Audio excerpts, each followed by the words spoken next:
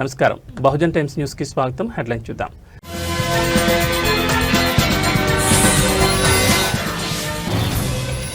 ఇక తెలుగులోనే గూగుల్ ఏఐతో సంభాషణ, అందుబాటులోకి కొత్త ఫీచర్లు, గూగుల్ సెర్చ్లో తెలుగుకు పెద్దపీట.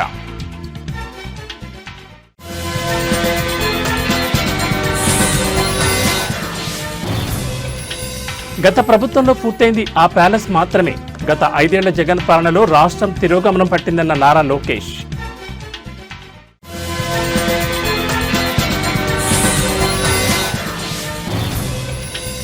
అసలు తగ్గేదేలే, 70లోనూ అదే గ్రేస్, అదే స్టైల్. ఇంటర్నెట్లో వైరల్ అవుతున్న మెగాస్టార్ కొత్త ఫోటోషూట్.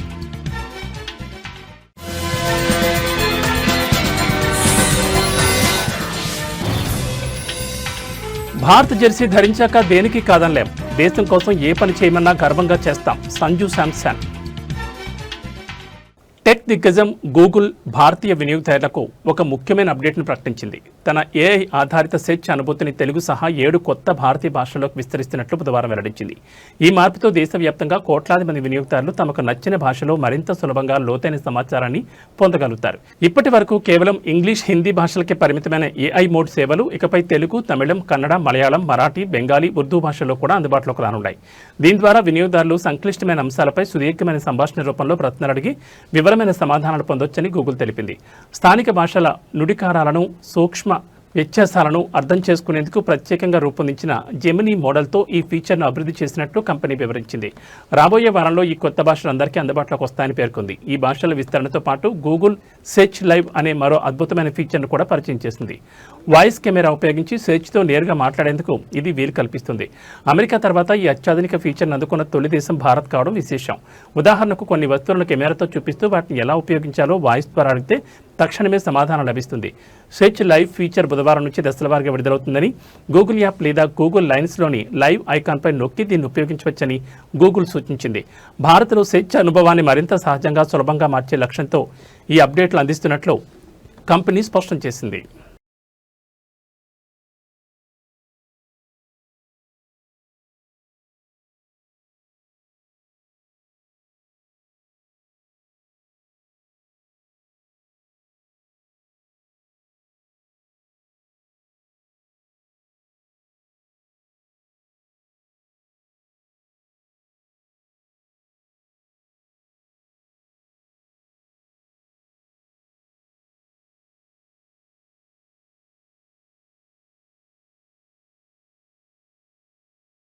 ఆంధ్రప్రదేశ్లో గత 5 ఏళ్ల వైఎస్ఆర్ కాంగ్రెస్ పార్టీ పాలనలో అభివృద్ధి పూర్తిగా ఆగిపోయిందని, రాష్ట్ర ప్రతిష్ట దెబ్బతిందని ఐటీ, మానవ వనరుల శాఖ మంత్రి నారా లోకేష్ తీవ్రంగా విమర్శించారు.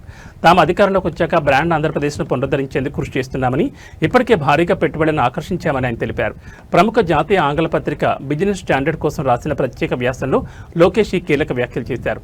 2019 నుంచి 2024 మధ్యకాలంలో రాష్ట్రం తీవ్రంగా నష్టపోయిందని లోకేష్ ఆవేదన వ్యక్తం చేశారు.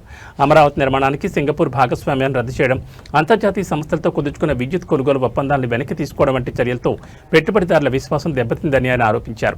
తమ హయాంలో 72% పూర్తయిన పోలవరం ప్రాజెక్టు పనులు గత 5 ఏళ్లలో కేవలం 3% ముందుకు సాగాయని విమర్శించారు.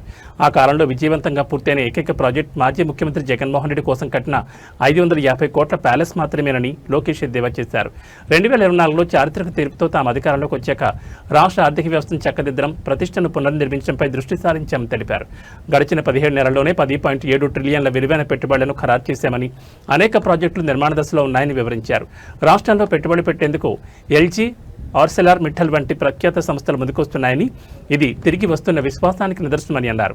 రాబోయే రోజుల్లో పెట్టుబడులను మరింత ఆకర్షించేందుకు నవంబర్ 14-15 తేదీల్లో వైజాగ్లో సిఐఐ భాగస్వామ్య సదస్సు నిర్వహించనున్నట్లు లోకేష్ ప్రకటించారు. మరో 10 ట్రిలియన్ల పెట్టుబడులను సాధించే లక్ష్యంగా ఈ సదస్సు ఉంటుందని తెలిపారు. తమ ప్రభుత్వం ఒక స్టార్టప్ కంపెనీలా వేగంగా, క్రమశిక్షణతో పనిచేస్తోందని, పెట్టుబడిదారులు ఎదుర్కొనే సమస్యల పరిష్కారానికి తాను వ్యక్తిగతంగా వాట్సాప్లో అందుబాటులో ఉంటానని భరోసా ఇచ్చారు. రాష్ట్రాల మధ్య ఆరోగ్యకరమైన పోటీ దేశ ప్రగతికి దోహదపడుతుందని, ప్రధాని నరేంద్ర మోడీ, కేంద్ర మంత్రి అశ్విని వైష్ణవ్ నుంచి తమకు పూర్తి సహకారం అందుతోందని లోకేష్ తన వ్యాసంలో పేర్కొన్నారు.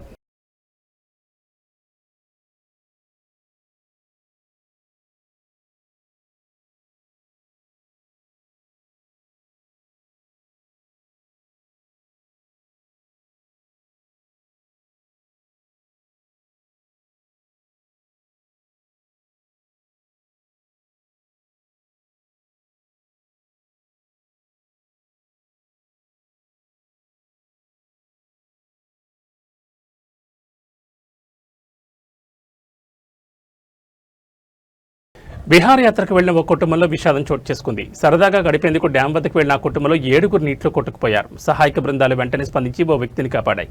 నీళ్లలో నుంచి 2 మృతదేహాలను వెలికితీశారు. మిగిలిన 4 కోసం గాలిస్తున్నారు. మంగళవారం కర్ణాటకలోని తమకూరులో జరిగిన ఈ దారుణ వివరాలు చూస్తే తమకూరు చెందిన ఓ కుటుంబం మార్కోనహళ్లి డ్యాం వద్దకు పిక్నిక్ వెళ్లింది. పిల్లాపాపలతో కలిసి మొత్తం 15 మంది వెళ్లగా అందులో 7 నీళ్లలో దిగి ఆటలాడుతున్నారు.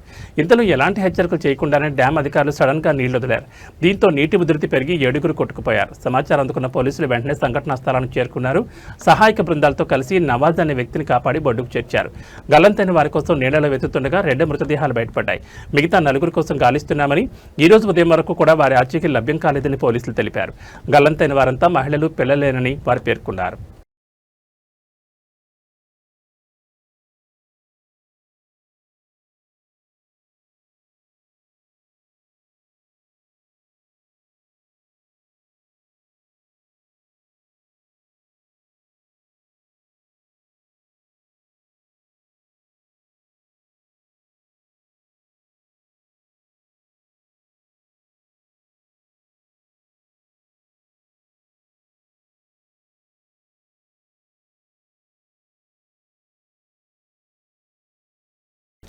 భూటాన్ లగ్జరీ కార్ల స్మగ్లింగ్ కుంభకోణం కేసు మలయాళ చిత్ర పరిశ్రమలో తీవ్ర ప్రకంపనలు సృష్టిస్తోంది. ఈ కేసుకు సంబంధించి ఎన్ఫోర్స్మెంట్ డైరెక్టరేట్ ఈడీ అధికారులు బుధవారం కేరళ, తమిళనాడు రాష్ట్రాల్లో ఏకకాలంలో దాడులు నిర్వహించారు. ప్రముఖ నటులు మమ్ముట్టి, ఆయన కుమారుడు దుల్కర్ సల్మాన్, పృథ్వీరాజ్, సుకుమారన్, అమిత్ చక్లకల్ నివాసాలతో పాటు మొత్తం 17 ప్రాంతాల్లో ఈ సోదాలు జరిగాయి. విదేశీ మారకద్రవ్య నిర్వహణ చట్టం ఉల్లంఘనల ఆరోపణలపై ఈడీ ఈ చర్యలు చేపట్టింది. భూటాన్, నేపాల్ మార్గాల ద్వారా Toyota land cruiser, land rover defender వంటి ఖరీదైన వాహనాలను అక్రమంగా దిగుమతి చేస్తున్న ముఠాపై తమకు ఖచ్చితమైన సమాచారం అందిందని ఈడీ అధికారులు తెలిపారు. ఈ ముఠా భారత సైన్యం, అమెరికా రాయబార కార్యాలయం, విదేశాంగ మంత్రిత్వ శాఖ పేరుతో నకిలీ పత్రాలు సృష్టించి అరుణాచల్ ప్రదేశ్, హిమాచల్ ప్రదేశ్ వంటి రాష్ట్రాల్లో అక్రమంగా వాహన రిజిస్ట్రేషన్లు పొందినట్లు అధికారులు గుర్తించారు. ఆ తర్వాత ఈ కార్లను సినీ ప్రముఖులతో సహా పలువురు తక్కువ ధరకు విక్రయించినట్లు ఆరోపణలున్నాయి. ఆపరేషన్ లుమ్ఖోర్ కింద కస్టమ్స్ అధికారులు స్వాధీనం చేసుకున్న తన కారును విడుదల చేయాలని కోరుతూ దుల్కర్ సల్మాన్ కేరళ హైకోర్టును ఆశ్రయించేందుకు అనుమతి పొందిన మరుసటి రోజే ఈడీ దారులు జరగడం విశేషం. దుల్కర్ తరపున న్యాయవాది వాదిస్తూ ఆ కారును 2004లో రెడ్ క్రాస్ కోసం చట్టబద్ధంగా దిగుమతి చేశారని, ఆ తర్వాత తాము కొనుగోలు చేశామని కోర్టుకు తెలిపారు. అయితే కేసు విచారణ కొనసాగుతున్నదన కారును సీజ్ చేసే హక్కు తమకుందని కస్టమ్స్ అధికారులు వాదించారు. కేరళలో ఇలాంటి అక్రమ దిగుమతి కార్లు 150కి పైగా ఉన్నాయని, వాటిలో ఇప్పటికే 40 వాహనాలను అధికారులు స్వాధీనం చేసుకున్నారని సమాచారం. ఈడీ రంగంలోకి దిగడంతో ఈ కేసు విచారణ మరింత వేగవంతం కానుందని, మరికొంతమంది ప్రముఖుల పేర్లు బయటకు వచ్చే అవకాశం ఉందని భావిస్తున్నారు.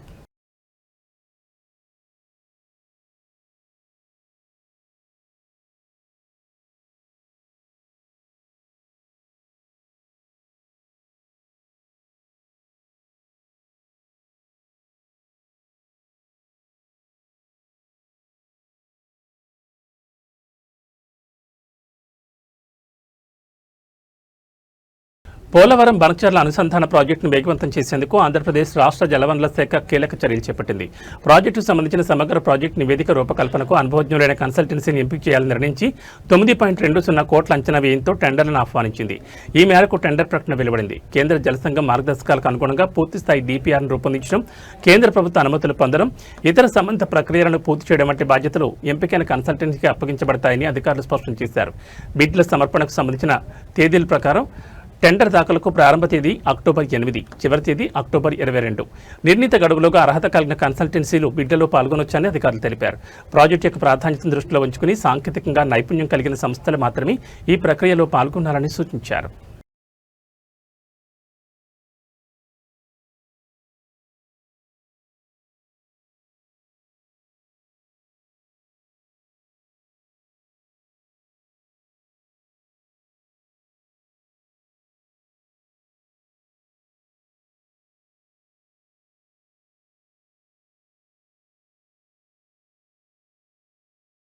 రాష్ట్ర వ్యాప్తంగా సంచలనం సృష్టించిన మొలకల చెరువు నకిలీ మద్యం తయారీ కేసు దర్యాప్తులో కీలక పరిణామం చోటు చేసుకుంది. ఈ కేసుకు సంబంధించి తెనాలకు చెందిన వైసీపీ నేత కొడాలి శ్రీనివాసరావును ఎక్సైజ్ ఎన్ఫోర్స్మెంట్ అధికారులు అరెస్ట్ చేశారు.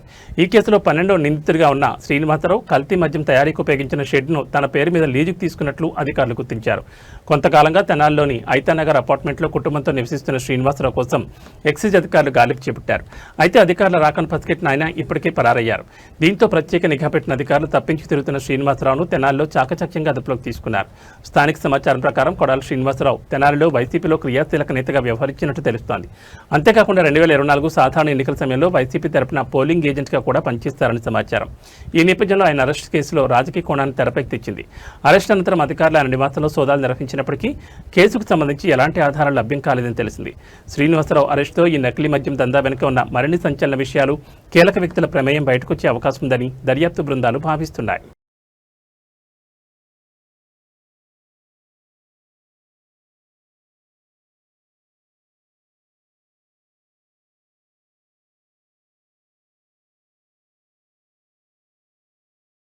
తెలంగాణ రాజకీయాల్లో ఆసక్తి రేపుతున్న జూబ్లీహిల్స్ శాసనసభ స్థానం ఉప ఎన్నికపై టీడీపీ తన వైఖరిని స్పష్టం చేసింది. ఈ ఎన్నికల బరిలో నిలబడకూడదని, పోటీకి దూరంగా ఉండాలని నిర్ణయించింది. ఏపీ సీఎం టీడీపీ జాతీయ అధ్యక్షుడు చంద్రబాబు మంగళవారం రాత్రి తెలంగాణ టీడీపీ నేతలతో జరిపిన సమావేశంలో ఈ కీలక నిర్ణయం తీసుకున్నారు. మంగళవారం అమరావతిలోని ముఖ్యమంత్రి క్యాంపు కార్యాలయంలో తెలంగాణలోని పలు జిల్లాలకు చెందిన టీడీపీ ముఖ్య నేతలతో చంద్రబాబు సమావేశమయ్యారు. పొద్దుపోయేంత వరకు సుదీర్ఘంగా సాగిన ఈ భేటీలో జూబ్లీహిల్స్ ఉప ఎన్నికపై ప్రధానంగా చర్చించారు. పార్టీ శ్రేణులు ప్రస్తుతం ఎన్నికలకు పూర్తి స్థాయిలో సిద్ధంగా లేరన్న అభిప్రాయం సమావేశంలో వ్యక్తమైంది. దీంతో పోటీ నుంచి తప్పుకోవడమే సరైందని అధినేత నిర్ణయించారు. అదే సమయంలో పొత్తు ధర్మానికి కట్టుబడి ఉండాలని చంద్రబాబు నేతలకు స్పష్టం చేశారు. ఏపీలో బీజేపీ, జనసేన పార్టీలతో టీడీపీకి పొత్తున్నందున తెలంగాణలో బీజేపీకి వ్యతిరేకంగా వెళ్లడం సరికాదని ఆయన అభిప్రాయపడ్డారు. ఒకవేళ బీజేపీ నాయకత్వం అధికారికంగా మద్దతు కోరితే వారితో కలిసి పనిచేయాలని, లేని పక్షంలో తటస్థంగా ఉండాలని దిశానిర్దేశం చేశారు. అయితే కాంగ్రెస్ లేదా బీఆర్ఎస్ పార్టీలకు మద్దతు ఇచ్చే ప్రసక్తే లేదని ఆయన స్పష్టం చేశారు. తెలంగాణ ప్రజల్లో టీడీపీ పట్ల ఇప్పటికీ అభిమానం ఉందని గుర్తు చేసిన చంద్రబాబు క్షేత్రస్థాయిలో ప్రజలతో మమేకమవుతూ పార్టీని తిరిగి బలోపేతం చేయడంపై దృష్టి సారించాలని నేతలకు సూచించారు.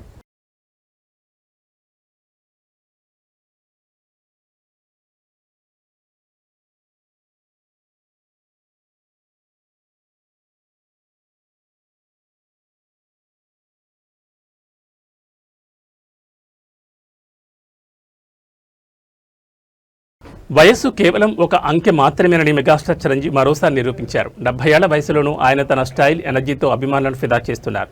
ఇటీవల రవి స్టూడియోస్ నిర్వహించిన ఒక ప్రత్యేక ఫోటో షూట్లో చిరంజీవి పాల్గొన్నారు. తన నివాసంలో జరిగిన ఈ షూట్లో ఆయన 5-6 రకాల కాస్ట్యూమ్స్ మార్చి ఫోటోలకు ఫోజులిచ్చారు.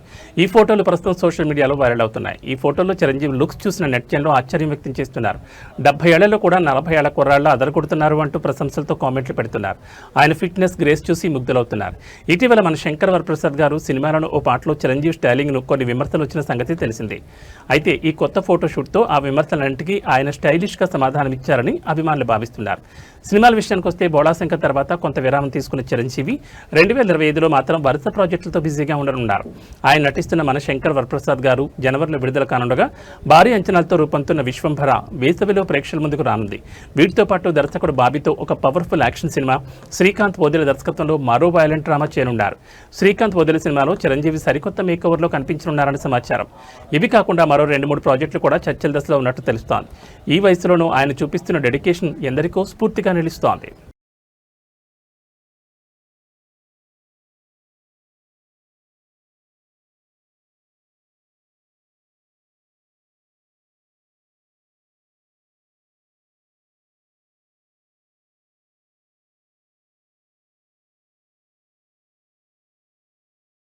మలయాళ ఇండస్ట్రీలో ఇప్పుడు 3 తరాలకు చెందిన హీరోలు రాజ్యమేలుతున్నారు. ఎవరి ప్రాజెక్టులతో వారు బిజీగా ఉన్నారు. మలయాళ ప్రేక్షకులు కొత్త హీరోలను అంగీకరించడం, అభిమానించడం కాస్త తక్కువగానే కనిపిస్తుంది.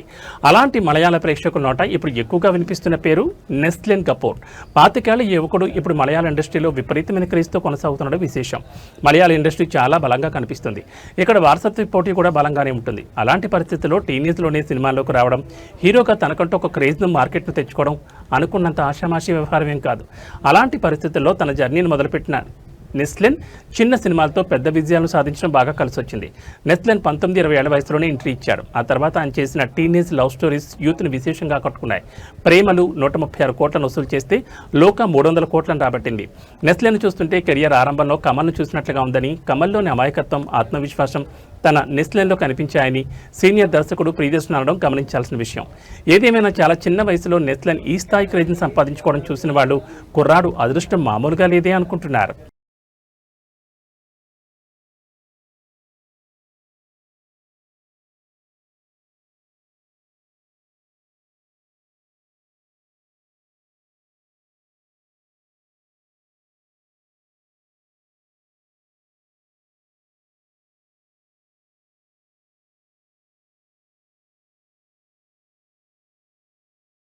తెలంగాణలో స్థానిక సంస్థల ఎన్నికల నగారా మోగింది. ఎంపీటీసీ, జెడ్పీటీసీ, సర్పంచ్, వార్డు సభ్యుల స్థానాల భర్తీకి ఎన్నికల ప్రక్రియ మొదలు కానుంది. అయితే ఈ ఎన్నికల్లో పోటీ చేయాలనుకుంటున్న పలువురు ఆశావాహులకు ముగ్గురు పిల్లల నిబంధన పెద్ద అడ్డంకిగా మారింది. పొరుగు రాష్ట్రమైన ఆంధ్రప్రదేశ్లో ఈ నిబంధనను తొలగించినా తెలంగాణలో మాత్రం దీన్ని యథాతథంగా కొనసాగిస్తున్నారు. రాష్ట్ర ఎన్నికల సంఘం ప్రకటించిన షెడ్యూల్ ప్రకారం ఎంపీటీసీ, జెడ్పీటీసీ ఎన్నికలు 2 విడతల్లో, సర్పంచ్ ఎన్నికలు 3 విడతల్లో జరగనున్నాయి. ఈ నెల 9వ తేదీన నోటిఫికేషన్ విడుదల కానుండగా నవంబర్ 11 నాటికి ఎన్నికల ప్రక్రియ మొత్తం పూర్తి కానుంది.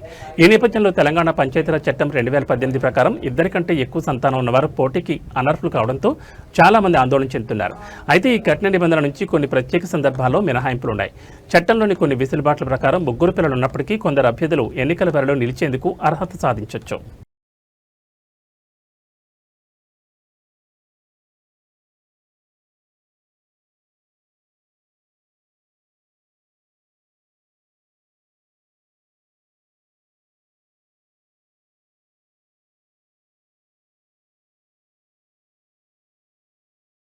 ఆంధ్రప్రదేశ్లోని కాకినాడలో స్కూటీపై వెళుతున్న యువకుడిని కాంక్రీట్ మిక్సర్ లారీ ఒకటి ఢీకొట్టింది. దీంతో కింద పడ్డ యువకుడు పైనుంచి వేగంగా వెళ్లిపోయింది. ఈ ప్రమాదంలో స్కూటీ నుజ్జునుజ్జుగా మారగా యువకుడు మాత్రం స్వల్ప గాయాలతో బయటపడ్డాడు.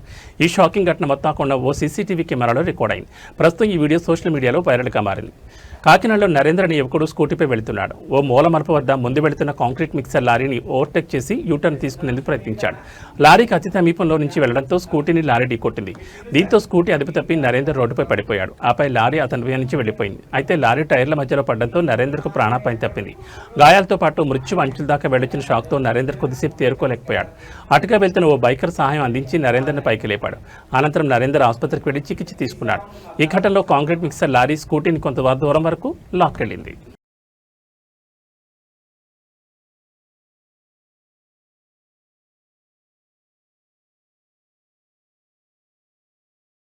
Team India wicket keeper batter Sanju Samson జట్టు కోసం ఏ త్యాగానికైనా సిద్ధమని ప్రకటించాడు. అవసరమైతే బ్యాటింగ్ ఆర్డర్లో చిట్ట చివరిన రావడానికే కాదు, లెఫ్ట్ ఆర్మ్ స్పిన్ బౌలింగ్ చేయడానికి కూడా సిద్ధమని సరదాగా వ్యాఖ్యానించాడు. ఇటీవల ముగిసిన ఆసియా కప్ 2025లో తన బ్యాటింగ్ స్థానం మారడంపై అడిగిన ప్రశ్నకు ఆయన ఈ విధంగా స్పందించాడు. సిఎట్ క్రికెట్ రేటింగ్ అవార్డ్స్ 2025 కార్యక్రమానికి హాజరైన శాంసన్ తన కెరీర్ పైన పలు ఆసక్తికర విషయాలు పంచుకున్నాడు. గత కొంతకాలంగా టీ20 ఫార్మాట్లో ఓపెనర్గా రాణిస్తున్న సంజు శాంసన్ ఆసియా కప్లో మిడిల్ ఆర్డర్లో ఆడాల్సి వచ్చింది. వైస్ కెప్టెన్ శుభ్మన్ గిల్ జట్టులోకి తిరిగి రావడంతో శాంసన్ను మేనేజ్మెంట్ ఎక్కువగా 5వ స్థానంలో బ్యాటింగ్ పంపింది. ఈ మార్పుపై శాంసన్ మాట్లాడుతూ, భారత్ జెర్సీ ధరించిన తర్వాత దేనికి కాదనలేం. ఆ జెర్సీ ధరించడానికి డ్రెస్సింగ్ రూమ్లో ఉండడానికి నేను చాలా కష్టపడ్డాను. దేశం కోసం ఏ పని చేయమన్నా గర్వంగా చేస్తానని పేర్కొన్నాడు. తన కెరీర్ ప్రయాణాన్ని గుర్తు చేసుకుంటూ, నేను అంతర్జాతీయ క్రికెట్లోకి అడుగుపెట్టి 10 ఏళ్లు పూర్తయింది. కానీ ఈ 10 ఏళ్లలో ఆడింది కేవలం 40 మ్యాచ్లే. గణాంకాలు పూర్తి కదని చెప్పలేమని నేను నమ్ముతున్నాను. ఈ ప్రయాణాలు ఎదుర్కొన్న సవాళ్లను చూసి గర్వపడుతున్నాను. బయట విమర్శల కన్నా నా అంతరాత్మపై దృష్టి పెట్టడం అలవాటు చేసుకున్నానని శాంసన్ తెలిపాడు. ఆసియా కప్ 2025లో కీలక సమయాల్లో శాంసన్ రాణించాడు. పాకిస్తాన్తో జరిగిన ఫైనల్లో 24 పరుగులు, శ్రీలంకతో జరిగిన సూపర్ 4 మ్యాచ్లో 39 పరుగులు చేసి జట్టు విజయంలో తన వంతు పాత్ర పోషించాడు. అతని నిష్పార్థ వైఖరి, జట్టు పట్ల ఉన్న నిబద్ధత అందరినీ ఆకట్టుకుంటోంది.